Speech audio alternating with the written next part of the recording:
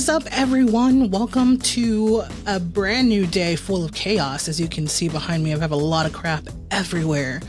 But there's no shame in that game because, when you're in transition, there's a lot of crap everywhere, literally inside and outside. And as you can see, my fire alarm thing that sits on top of the ceiling is going off because it needs a battery change. Now, I always said that I wasn't going to be the person who has that happen to them in a video, no less, but it is what it is. The ceilings are really high and I cannot reach them with a chair. I'd need like two of me in order to reach them. So that being said, it's going to beep, but that's okay. That's not something we can fix in post unless it's at a point when I'm not talking, but I just wanted to jump on really quick and talk to you guys about what's to come. So at the moment, I am revamping my house and kind of figuring out where things are going to go. I'm going to have a brand new... See, told you. I'm going to have a brand new studio upstairs, which is primarily for contracting out to to rent out a space where people can film and where they can record podcasts. I myself host and also produce and direct. So I will be hiring out, good God, I'm sorry. I will be renting out certain parts of my house in order to be creative and also, get that extra bread. So I have the skills to edit and also to help direct and do all kinds of things, whether it be podcasts, whether it be video, whether it be whatever. If you want to record a solo album and you just want to do like a kind of raunchy, raw set, I can do that. If you're in DFW, mind you, I'm not equipped to really do anything at the moment out of the state unless you're paying for flights. But anyway, that's besides the point.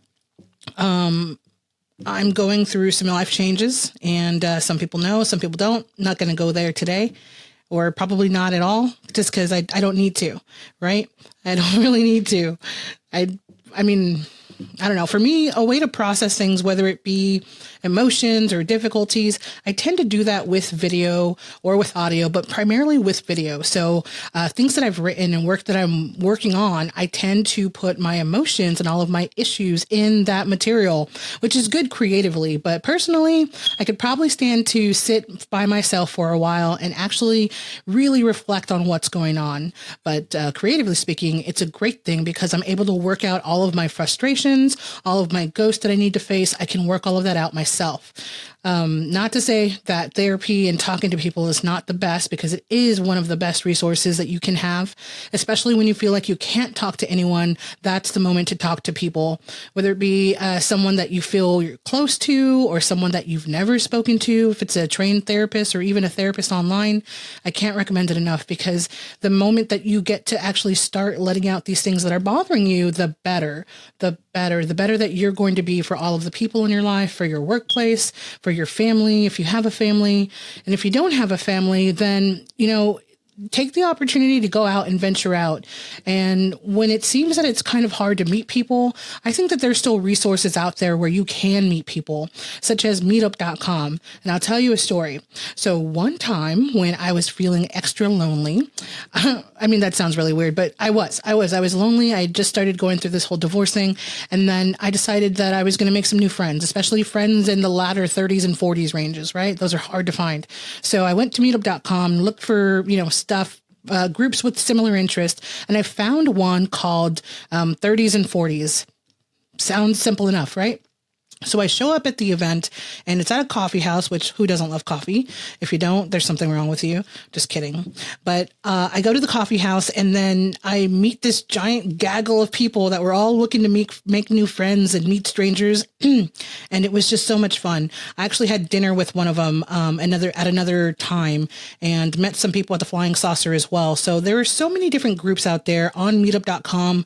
I can't recommend it enough because it just forces you to leave your house and forces you to leave your comfort zone. And by the way, if you're trying to personally grow, leaving your comfort zone is the most ultimate best thing you could do for yourself. And that makes no sense. That is the worst, the worst English sentence I've ever uttered. It just does not make sense. Oh my goodness. My English teacher is probably rolling over in her grave right now. I hope she's still alive. But, yeah, the best thing you can do for yourself is get out of your comfort zone and do things, whether it be attending events to make friends or following your passions. What's your passion right now? What is it? Now, not what are other people's passions, not what you think other people want you to hear, but what's your passion? I'll wait.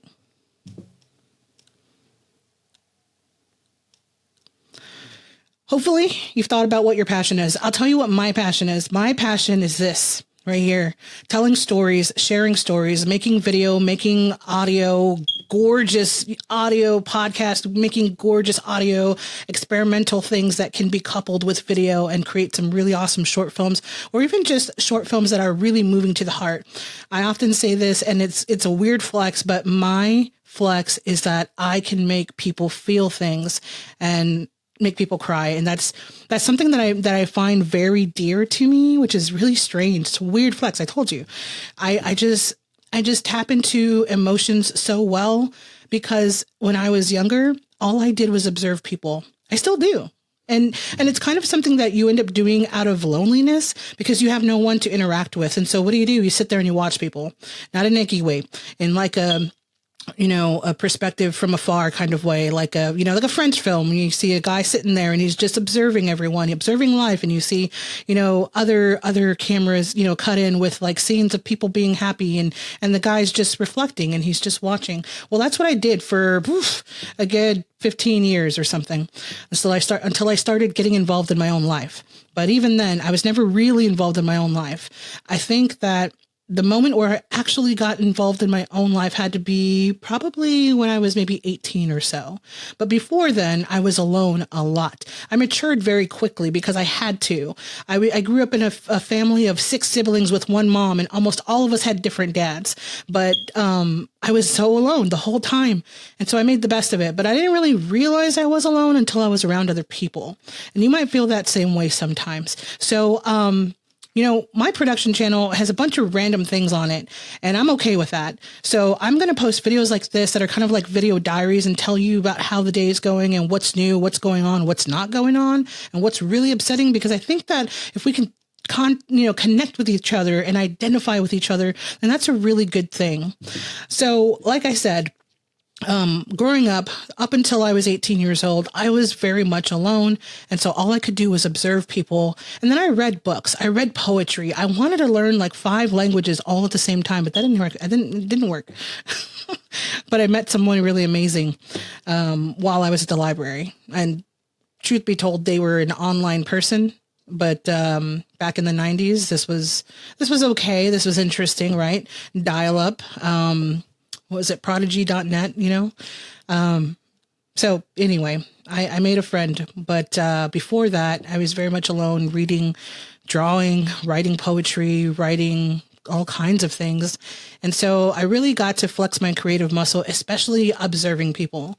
I would go to movie theaters when I was about, your family takes you growing up, but I started going on my own probably about 13 or so. When I was 13, I had my first job under the table getting paid to work behind a bar. Mind you, that is a cool flex to say, hey, I work behind a bar at a freaking rock show venue. But let me tell you, it was a Christian rock venue, but still, they were hard freaking core.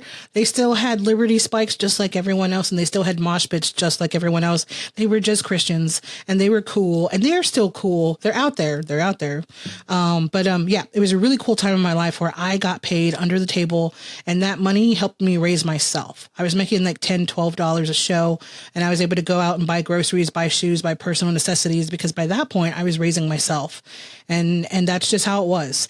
When I was growing up, you didn't really count all of your blessings versus all of your misfortunes. You just lived it. And then if you made it out, then good. If you didn't, then you either did nothing or you worked really hard to pull yourself up out of it.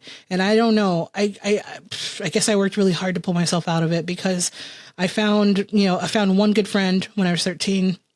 I found a family all through that church, but I found a family who kind of took me under their wing, and they were like my surrogate family, and they were proud of me when I graduated high school. They were proud of me when I did, something really well. And so I had this pseudo family through this church, through this Christian rock venue. And every weekend we'd go and we'd put on these really badass shows, and kids and teenagers and punks would come and play and have a really good time. You'd be surprised there were some really cool bands that came there that went mainstream. POD, Bowling for Soup, and some other ones. They Might Be Giants. I don't know, but there was a lot of them that were Christian and then crossed over, and then they were there, and it was amazing. So POD definitely one of them, but there were so many. Yeah. So back to what I was saying. Sorry, I kind of went off on a squirrel. I started going to the movies when I was 13 years old, and I watched whatever I could possibly watch. I watched whatever I could possibly watch. One of those films that I watched was, I watched 9 Months with Hugh Grant. That was interesting because I was way too young for that, but I watched it and then I just analyzed it. I watched Tu Wong Fu, Julie Newmar, Patrick Swayze, and I watched a lot of films that I was too young for, but then having watched them and having lived the life I lived, I was already that mature at a very young age, unfortunately. So I didn't really have a childhood, but watching these movies was really special to me, especially because I could afford to pay for my own tickets. And so I went to the theater and I sat there and I watched these movies. And then what I did was that I went to the cafe that was next door to the movie theater. I felt so adult. It was called the Chit Chat Cafe, though I was not chit chatting. I sat down and I'd order, food or hot beverage, and I'd pretend to be an adult, and I was analyzing these movies. I would go and I'd watch them over and over and over, and then I'd come to this cafe and sit there and analyze every frame that I could remember, and I'd watch people. I could see it like it was yesterday, but I flexed those creative muscles every single day at a young age. I remember writing books when I was in the second grade for my class to enjoy. So I was already doing a lot of creative things. And so fast forward to today, because there's a lot in between that I want to go over, but I'll go over it in the next episode, just to kind of space it out, because we've already been working on this for about 12 minutes now, and I don't want to keep you too long. I know that the attention span is not very long, having worked in social media for 4 years as a professional, but what I will say is that I credit my loneliness and isolation and very, very impoverished upbringing and very, very messed up situation of a life, my early life, to everything that I'm doing now, because I just decided to survive. And I survived through media, through music. Started playing the flute 12 or 13, and I still play. I played in an orchestra.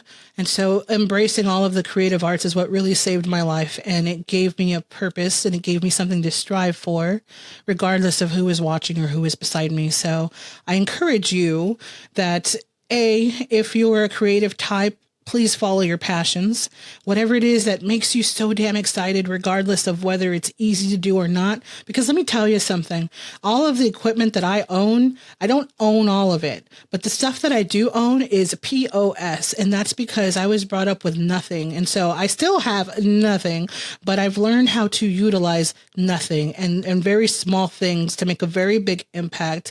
Let me tell you one more or two more things. What you do with the equipment you have does not guarantee an excellent product. Okay. Doesn't make the best video that goes viral. It doesn't make the most popular video or the most beautiful product. Okay. You can use all the filters in all the world. You can use all of the best editing software. You can use CapCut. I would never admit that because I never use CapCut, but you can use all these out of the box creation tools all you want. But if your passion is not there behind your work, then it automatically sucks. Okay. So do your work, do your creative works with passion, period.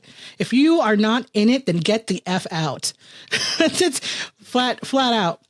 If your heart is not in what you're working on creatively, if you're just doing it to fill up a monthly calendar, if you're just doing it to make a buck because one brand told you that you should do this for $2,000 and they'll give you, money and product. If you just say that you like it, that's messed up. I've been around that. I've seen it. I've hired people for things like that, but I never once compromised my values. So I could say that for sure. If there was a project I didn't believe in, I sure as hell didn't take it. And then I took 5 months off, which, whew, that was a long break, but another episode, we'll talk about that. But ultimately, follow your creative passions. If you're not passionate about it, then what the hell are you doing? Go find what it is you're passionate about.